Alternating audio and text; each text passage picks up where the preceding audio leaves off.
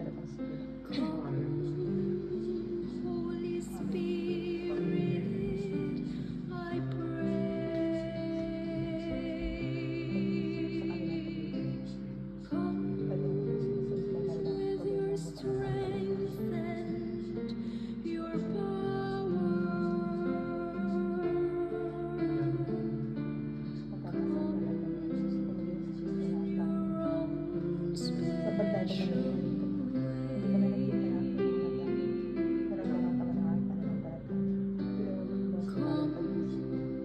Like a spring in the desert. Come to the weary of soul. Oh, let your sweet healing power touch me and make me whole. Come, Holy Spirit, I need you. Come, Holy Spirit, I pray. Come with your strength and your power. Come in your own special way.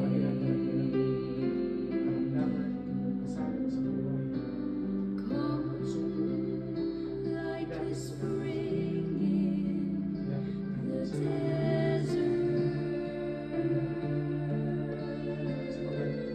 Come to the weary of soul.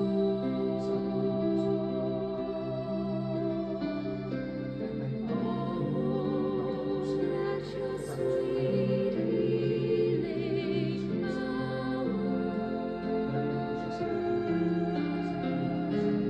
touch me and make me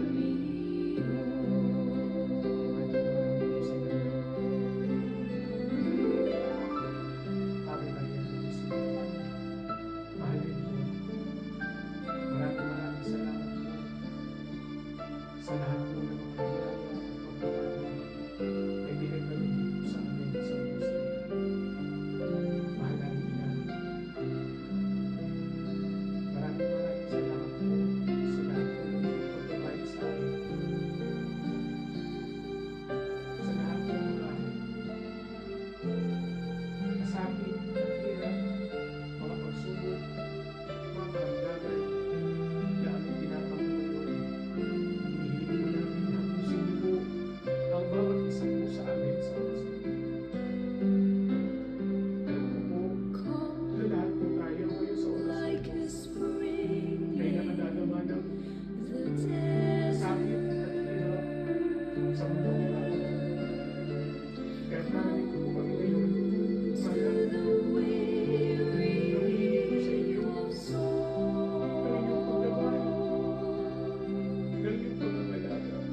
Oh, let your sweet healing power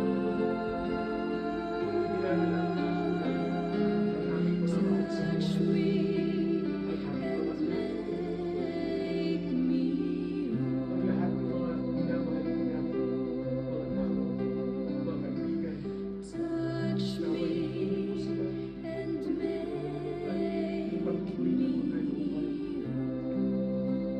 nagkakaligay, kapayapaan ng kalulupan. Maraming sa inyo. Mahal namin. Huwag niyo po na ako kami mapabayaan sa mundo na aming ginagalukan.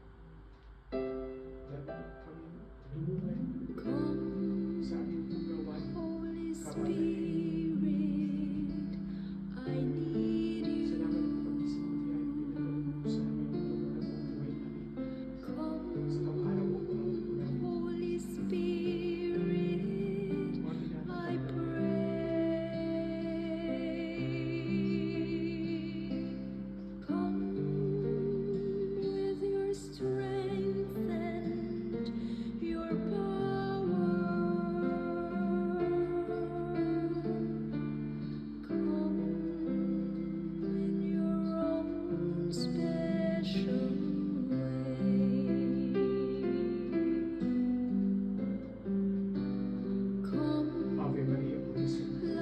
spring Nakakailan in sa the desert.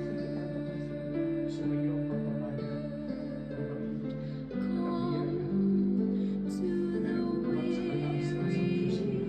of soul. At Espiritu Santo. Na ito ang muli sa ating pinakamahal na santuario. Let your sweet healing power Tuloy pa itong nagliliwanag sa buong sangkatauhan touch me. upang bigyan ko kayo tao ng mahahalagang mga habilin at katagal upang magsilbi ninyong pananglaw Come, Holy Spirit. sa mundong ito na inyong ginagawa I need na puno-puno ng pagsubok, come, puno ng kadiliman, Holy Spirit. I puno ng pakikibaga. Subalit dahil sa biyayang come tinanggap with your ng strength, sangkatauhan your nang power. gumanap ang aking ama't ina at isinabog niya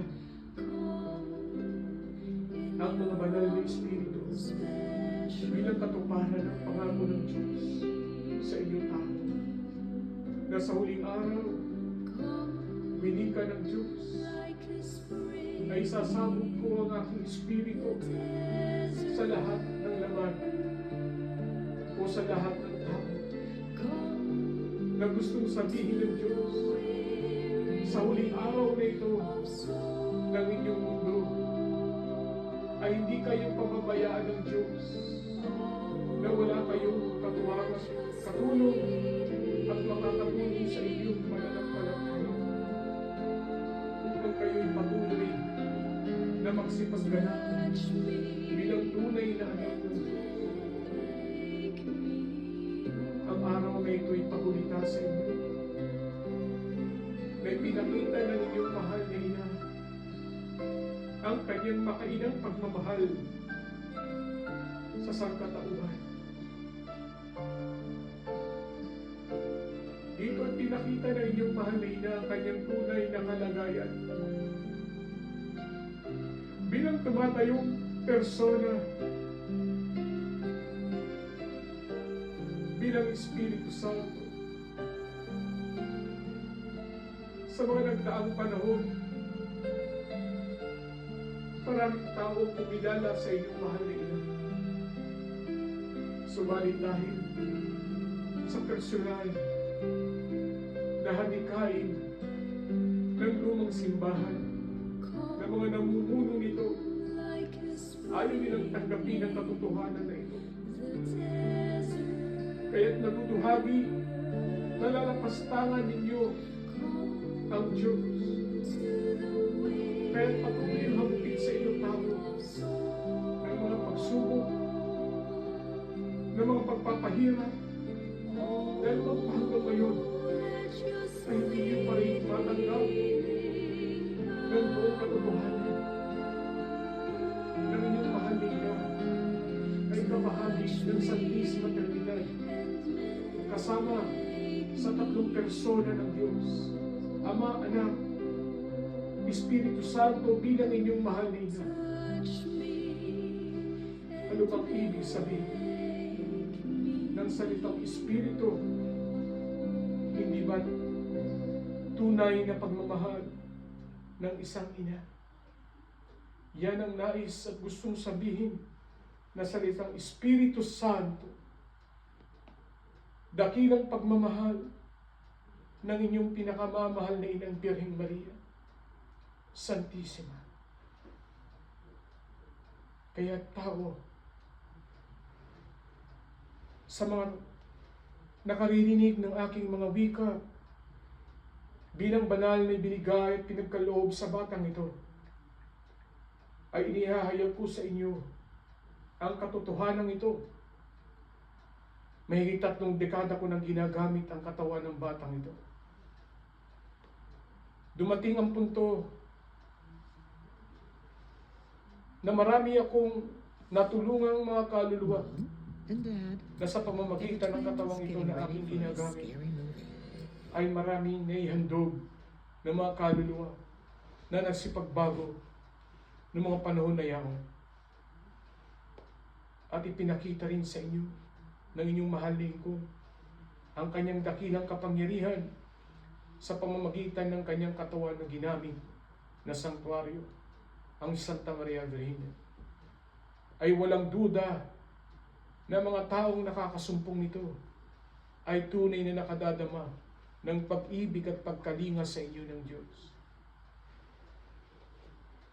Mga minamahal kong mga nilikha, yan ang winika sa inyo ng inyong mahal lingkod. Nung tinanggap ninyo ang biyayang walang hanggan, anong sinabi sa inyo ng inyong mahal na ina, ng inyong mahal na ikaw? Sa pagkakapikit ninyo ng inyong mga mata, matapos ninyong tanggapin ang basbas ng Santisima Trinidad, anong winika sa inyo ng inyong mahal na ina?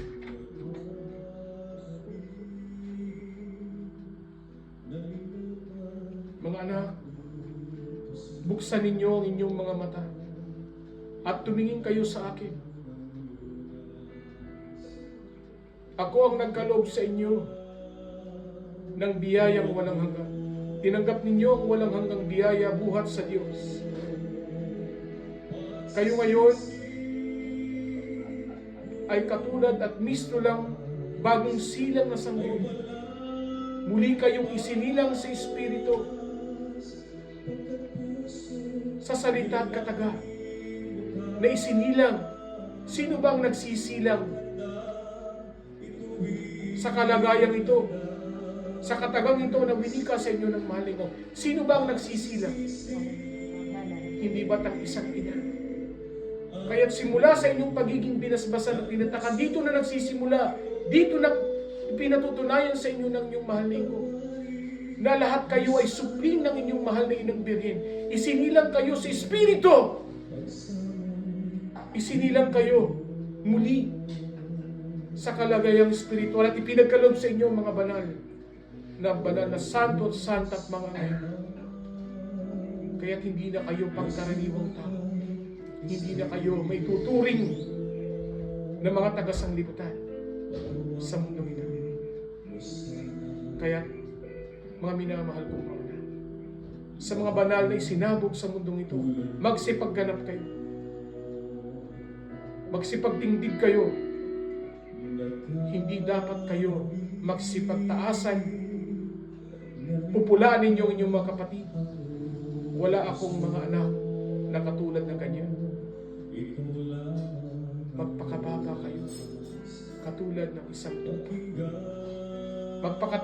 Magpakatalino kayo katulad ng mga serpiente upang malaman ninyo ang aking mga binika.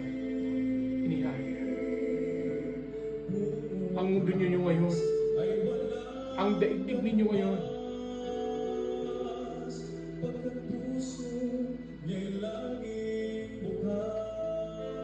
ay nakaamba ang napaka-tinding mga pagsubok, kalamidad, digmaan, karamdaman. Pinapatay ang mga namumuno ngayon ng mga simbahan. Sinusunog na mga sambahan ng Diyos. Ba't hindi ninyo imulat ang inyong mga mata? Marami ng Kristiyanong Katolikong pinapatay at sinusunog ng buhay sa ibang parte ng mundo.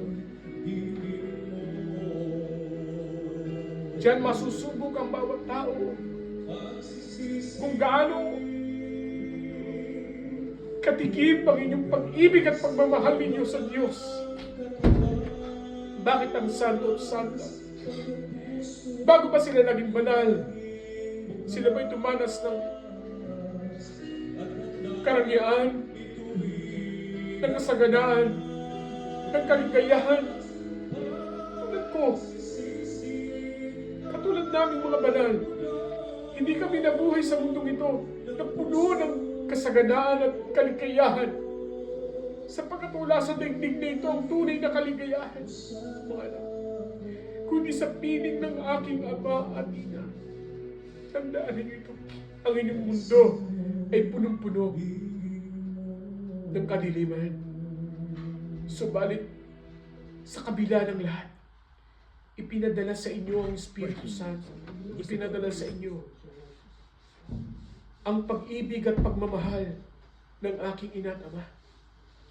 Upang sa gayon, hindi kayo maghirap, hindi kayo mapariwara, hindi kayo mawalay sa Kanya. Kababaan, pag-ibig, pagmamahal, pag-uunawa, yan ang nais ninyong pairalin sa inyong mga puso at kaluluwa. Ilahan ninyo inyong mga bilang regalo sa inyo ng aking ina at ama.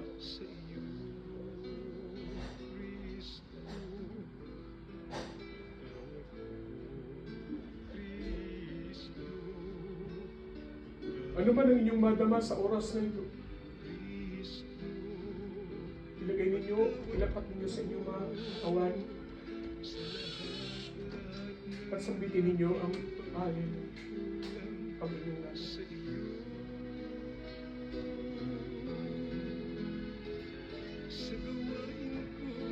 Ilahan ninyo ang inyong mga kamay.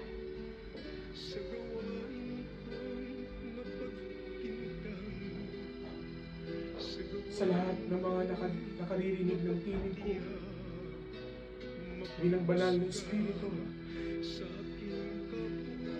ay damahin ninyo ang lahat ng pagpapala at pag-ibig sa inyo ng Santisima Trinidad.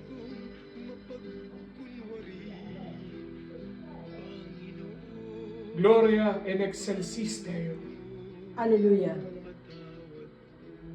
Gloria in excelsis Deo. Hallelujah. Gloria in excelsis Deo. Hallelujah. Tignan ninyo ang aking mga kamay. Papalad kayo kung makikita ninyo Amen. ang nais ninyong makita. Sapagkat sa kamay na ito, sa huling araw na ito, narito muli, igagawad ng Santisima Trinidad ang kanyang mga habilin, ang kanyang pagpapala na padadaluin niya sa buong sangkatauhan. Papalad ang nakakakita, napapalad ang nakadadama. Huwag niyong tignan ang luklukan ko. Tignan ninyo kung anong salita katagaan ninyong naririnig sa oras na ito. Ave Maria, Puris. Santificado por su vida. Ave Maria, Santificado por su Ave vida. Maria. Santificado por su vida. Aleluya. Hallelujah. Hallelujah. Aleluya. Hallelujah. Our Father, who art in heaven, hallowed be thy name. Thy kingdom come, thy will be done, here on earth as it is in heaven. Give us this day our daily bread, and forgive us our sins, as we forgive those who sin against us. Do not bring us to the test, but deliver us from evil. Amen. Hail Mary, full of grace, the Lord is with you. Blessed are thou amongst men, and blessed is the fruit of thy womb, Jesus. Holy Mary, Mother of God, pray for us sinners, now and at the hour of our death. Amen. Glory be to the Father, and of the Son, and of the beloved Mother, who was made in and ever shall be world without end. Ave Maria, Purísima. Ave Maria, Purísima. Ave Maria, Purísima. Hallelujah, hallelujah, hallelujah. In the name of the Father, and of the Son, and of the Holy Spirit. Amen.